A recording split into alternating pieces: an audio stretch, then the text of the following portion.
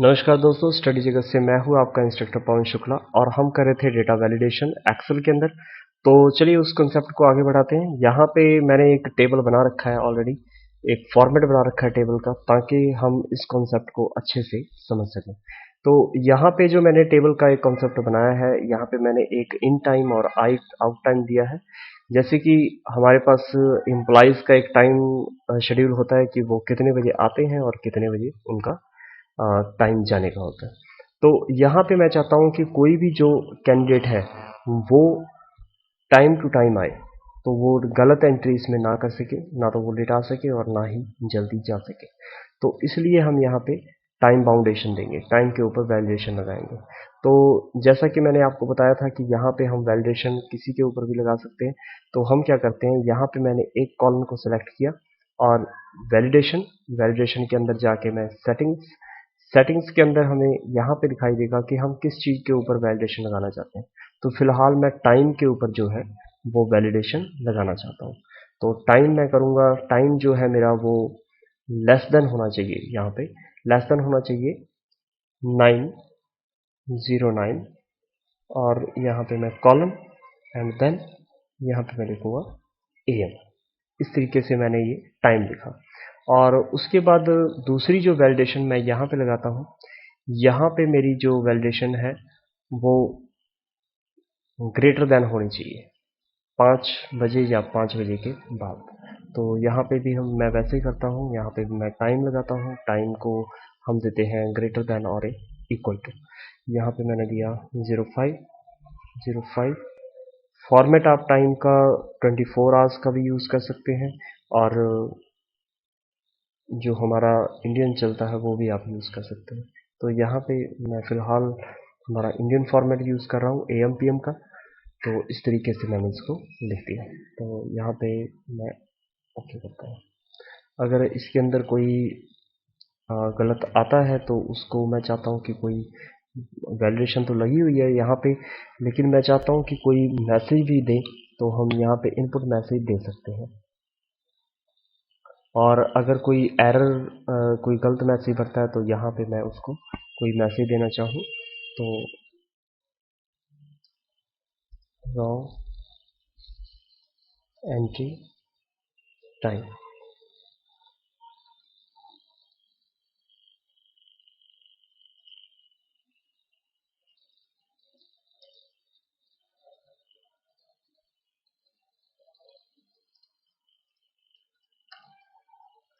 तो मैंने यहाँ पे कहा कि आप अपना टाइम चेक करें, आपने यहाँ पे कुछ मिस्टेक की है।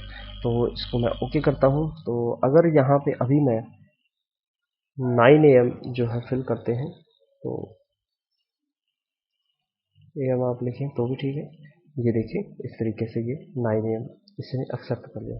अगर मैं यहाँ पे 9 और यहाँ पे मैंने 05 लिखा AM, तो ये एक्सेप्ट नहीं करेगा। इसने एरर दे दिया कि जो आप please check your enter time, आप अपना टाइम चेक करें। और ये इसने टाइटल दे दिया रॉन्ग एंट्री टाइम, आपका जो टाइम है वो रॉन्ग है। तो इस तरीके से हम इसके ऊपर ये वैलिडेशन लगा दी हमने। अगर हम सुबह 8 बजे ही आ जाते हैं तो कोई दिक्कत नहीं है, हमने कहा था कि आप पहले जब भी आ सकते हैं, कोई समस्या नहीं। तो इस तरीके से यहाँ पे अगर मैं आउट टाइम के अंदर मैं देता हूँ कि अगर वो पर्सन जो है वो 5 o'clock जाते हैं तो ठीक है। अगर वो 4:59 पे भी वो अगर जाना चाहते हैं तो वो जो है एक एरर है, वो इससे पहले नहीं जा सकते। तो इस तरीके से दोस्तों हम अपनी वैलिडेशन को जो है वो डेट टाइम या डेटा या अल्फ़ाबेट, या हम चाहते हैं कि किसी का फ़ोन नंबर आप फिल करवा रहे हैं तो इतनी काउंटिंग होनी चाहिए, इससे ज़्यादा नंबर वो एक्सेप्ट ना करें। तो ऐसी चीज़ें जो है वो आप वैलिडेशन के थ्रू अपने डेटा के अंदर लगा सकते हैं। तो इसके बाद अगर हमारे पास डेटा पहले से ही रॉन्ग फिल किया हुआ है, तो सबसे पहले तो मैं क्या करता हूँ, इसकी वैलिडेशन को हटा देता हूँ। यहाँ पे मैं आपको एक कंसेप्ट और करके दिखाता हूँ। यहाँ पे मैं इसको, यहाँ पे एनी वैल्यू हम कर देते हैं, एनी वैल्यू के साथ ओके। और यहाँ पे मैं क्या करता हूँ, जैसे मैं रॉन्ग एंट्रीज करता हूँ, यहाँ पे मैंने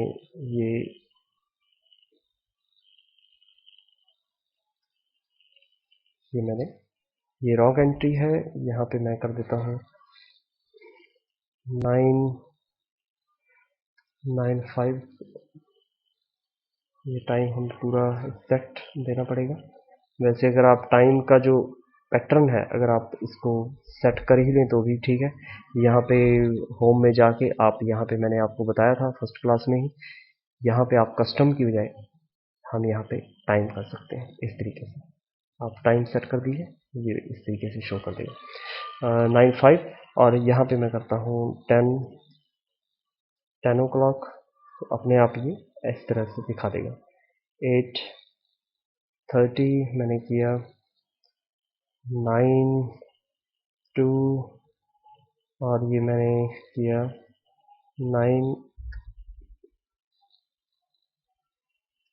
9 o'clock। और यहाँ पे मैं करता हूँ मान लीजिए 5 होते हैं 17, 7:20 तो कोई दिक्कत नहीं है मैं यहाँ पे, लेकिन अब हम 16:34 करता हूँ तो ये रॉन्ग है। तो मैं चाहता हूँ कि कुछ एंट्रीज मैं रॉन्ग इसमें फिल कर दूँ, तो मैं 16 मैंने यहाँ पे ये कर दिया, ये भी एंट्री मैं गलत फिल कर रहा हूँ। तो यहाँ पे 17 करके तरीके से कुछ एंट्रीज मैं सही डाल रहा हूँ और कुछ एंट्रीज जो है वो गलत, ताकि हमें रॉन्ग और राइट जो आंसर्स है वो पूरे पूरे से मिल सकें। तो इस तरीके से मैंने ये बना दिया। अभी इसके अंदर कुछ एंट्रीज गलत भी हैं और कुछ सही भी हैं। तो हम अगर इसको अब वैलिडेट करते हैं, यहाँ पे मैं अब इसको सिलेक्ट किया मैंने और यहाँ पे मैं जाके उसी तरीके से मैं इसको वैलिडेट करता हूँ डेटा के अंदर, डेटा वैलिडेशन। और यहाँ पे एनी वैल्यू की बजाय मैंने टाइम इज लेस देन कितना 9 स्पेस देके यहाँ पे आपको लिखना है 9 AM होना चाहिए। और जो आउट टाइम है वो आपका होना चाहिए टाइम, और यहाँ पे ग्रेटर देन 5 PM। इस तरीके से ये 5 PM होना चाहिए। लेकिन इसमें जो एंट्रीज है वो पहले से ही गलत है, तो हम सीधा है कि आप यहाँ पे डेटा वैलिडेशन के साथ ये एरोस है, यहाँ पे आप जाएं और यहाँ पे circle invalid data, circle invalid data आप करेंगे तो ये देखिए इसने हमें बता दिया कि जो एंट्रीज हमारी रॉन्ग है उसने उसके ऊपर सर्कल लगा दिया। अगर आप इनको ठीक करना चाहते हैं तो ठीक कर सकते हैं, नहीं तो आप हाईलाइट करना चाहें तो आप हाईलाइट कर सकते हैं।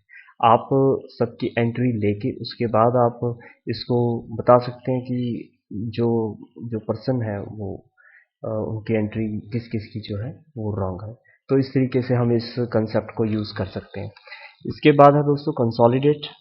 एरो को हम हटा देते हैं, एरो यहाँ पे क्लियर वैलिडेशन सर्कल्स आएगा, इनको आप हटा दीजिए।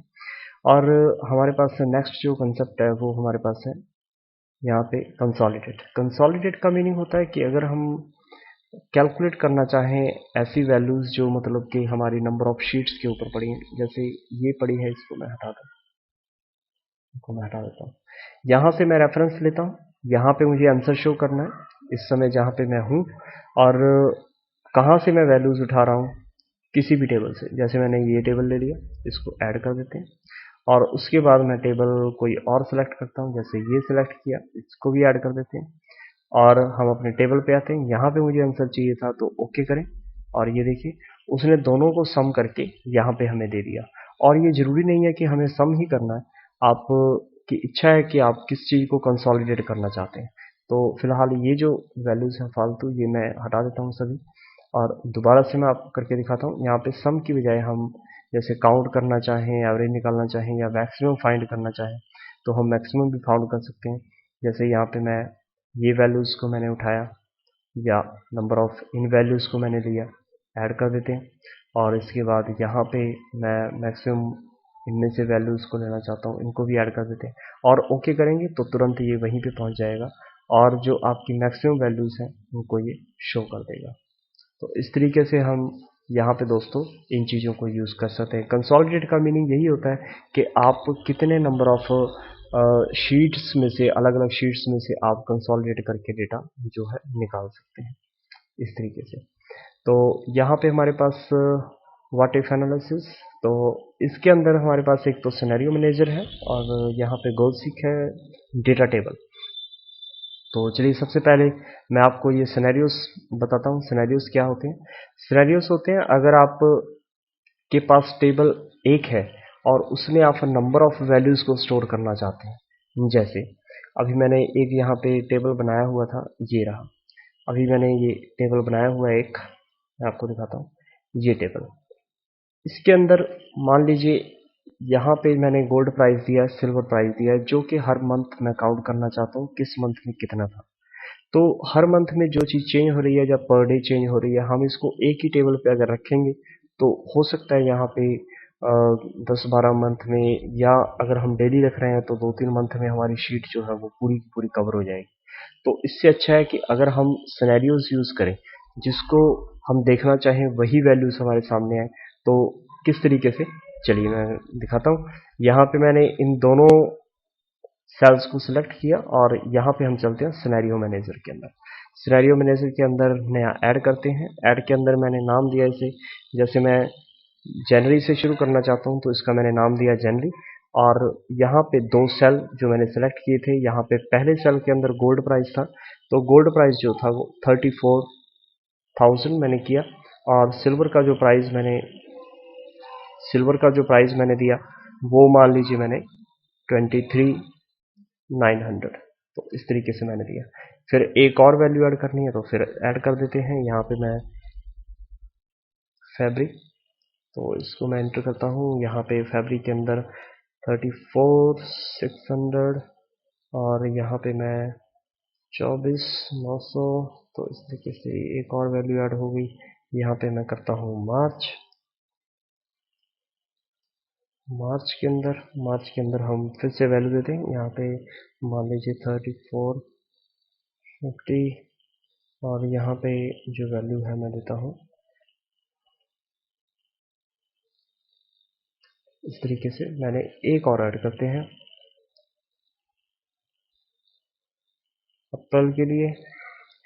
यहाँ पे मैंने इसकी वैल्यू दी 35,400 और सिल्वर की वैल्यू मैंने दी 25,50।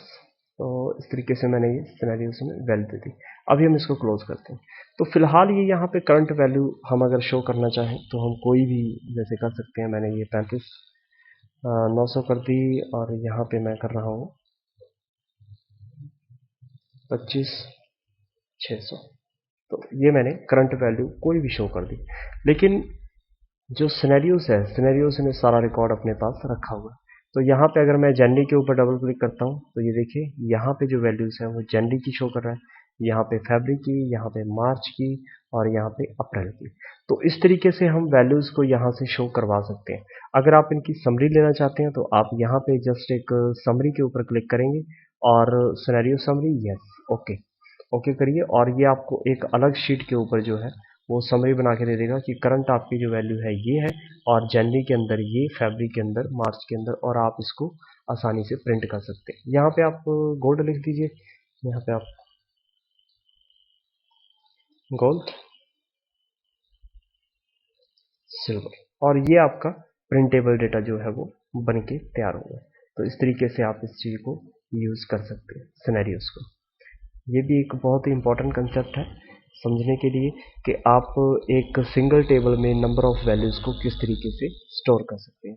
और उसके बाद है दोस्तों गोल सीक का मीनिंग ये है कि अगर हमें किसी डिजायर्ड वैल्यू को लेके आना है, जैसे मान लीजिए यहाँ पे मेरे पास ये 56 है और यहाँ पे ये 78 है और यहाँ पे मैं इन दोनों को सम कर देता हूँ। मैंने इन दोनों को जो है वो सम कर दिया। यहाँ पे मेरे पास 134 आया। 134 की बजाय मेरी रिक्वायरमेंट है कि यहाँ पे 350 होना चाहिए। लेकिन इसमें से किसमें हम जोड़ सकें, किसमें से हम माइनस कर सकें, या जो भी हम कैलकुलेशन करके, लेकिन मेरी रिक्वायरमेंट है कि यहाँ पे 350 ही आना चाहिए। तो सबसे अच्छा मेथड है कि आप यहाँ पे इसको अपने डिजायर्ड जहाँ पे आंसर है आप उसके ऊपर रखें कर्सर को और व्हाट्सएप एनालिसिस में जाएं और गोल सीक गोल सीक में जाके आप यहाँ पे सेट सेल, आप किस सेल को सेट करना चाहते हैं इसी को, और किस वैल्यू के साथ, जो भी आपकी डिजायर्ड वैल्यू है, जैसे 350 था मैंने 350 लिखा, और सेल किस सेल को आप चेंज करना चाहते हैं। मैं इस सेल को बदलना चाहता हूँ, तो ये देखिए अपने आप उसने इस सेल को यहाँ पे ला दिया। ये तो एक सिंपल हमारी कैलकुलेशन थी, हमने कर दिया, कोई दिक्कत नहीं है। अगर कुछ ऐसी कैलकुलेशंस हैं जो हमें हो सकता है थोड़ी बहुत दिक्कत आए इनको करने में, तो हम यहाँ पे मैंने एक थोड़ी सी अजीब सी वैल्यू दी है, तो यहाँ पे ये वैल्यू आ रही है। अभी मुझे यहाँ पे ऐसी वैल्यू नहीं चाहिए, मुझे कोई पॉजिटिव वैल्यू चाहिए, तो मैं गोल सीक में जाता हूँ और गोल सीक में जाके टू वैल्यू मैंने इसको चेंज कर दिया। तो मैंने यहाँ पे सिर्फ ये वैल्यू चाहिए और इसको मैं कैलकुलेट करना चाहता हूँ, तो आप यहाँ पे जस्ट ओके करें, आपकी आउटपुट बिल्कुल सही आएगी। वो अपने आप इसको ऐसा बना देगा कि आपकी जो आउटपुट है वो बिल्कुल परफेक्ट हो। तो इस तरीके से दोस्तों हम गोल सीक को यूज़ कर सकते हैं अपने गोल को सीक करने के लिए। तो चलिए बाकी जो ऑप्शंस हैं अपनी नेक्स्ट वीडियो में करते हैं। तब तक के लिए धन्यवाद, और वॉच करते रहिए, सीखते रहिए, और सब्सक्राइब करना ना भूलें। थैंक यू दोस्तों।